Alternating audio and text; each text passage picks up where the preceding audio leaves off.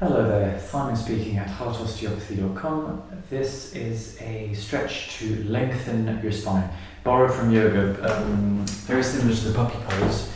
And basically what it does is that if you have a very deep backward arch in the lower back or a very strong forward arch in the mid back, then that stretch basically lengthens the two at the same time. What you do, so you start in the tabletop position, that's probably the easiest way. Hands under the shoulders, knees under the hips, and then that gives you an idea of where to put the elbows. So you're going to put the elbows where the heel of your hands are resting. So you do this, and then very simply what you do is you let the weight of your hips drop backwards, and you can see that that's going to traction the spine into a sense of elongation. What it also does, so you see my pelvis tilting backwards, and it's going to flatten this backward arch and lengthen the tissues at the back there and open all of this area there. What it also does is, if you think about my chest dropping down towards the floor, it's going to also open this area of my spine into a bit less of a forward arch and kind of going into that backward arch through there. And that's basically it. With the elbows, you'll notice there is a sweet spot where they have to be, if you like. So right there, for me, works reasonably well, but I'll notice that if I bring my elbows further towards me and I go into the stretch, I'll just sit on my heels and then nothing's really happening. I mean, the lower back is stretching and it's a bit probably more of a child's pose sort of thing, but it's not opening that part of my back anywhere near as much.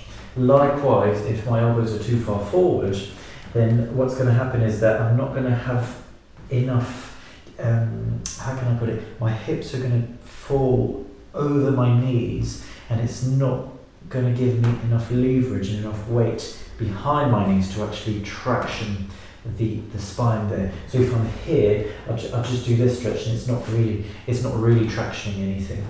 So if I'm somewhere in the middle, which is usually that point in the tabletop position where the elbow is full, then that allows me enough traction, enough of that movement to traction the spine without me actually sitting on my heels.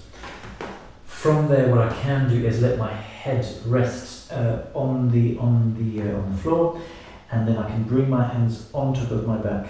So when I rest my head, it allows these muscles to relax, and then you can just really stretch the spine there. So you go more into that kind of stretch rather than holding everything together because your head is lifted. And then if you bring your hands behind your neck, then that brings a stretch through the triceps, through the front of the shoulder. And again, that contributes to opening that chest area. So if you put it all together, so in your tabletop position, let the weight of your hips drop back.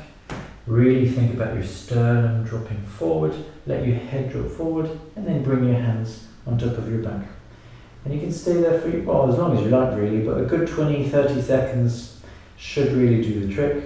And then if you, again, add the breathing to it, that's going to really, allow you to relax into it on the out-breath, but also it's moving the ribs around this area that you're trying to stretch, and again, it's giving it an additional bit of relaxation. And this is how you decompress your spine and maybe gain an inch or two.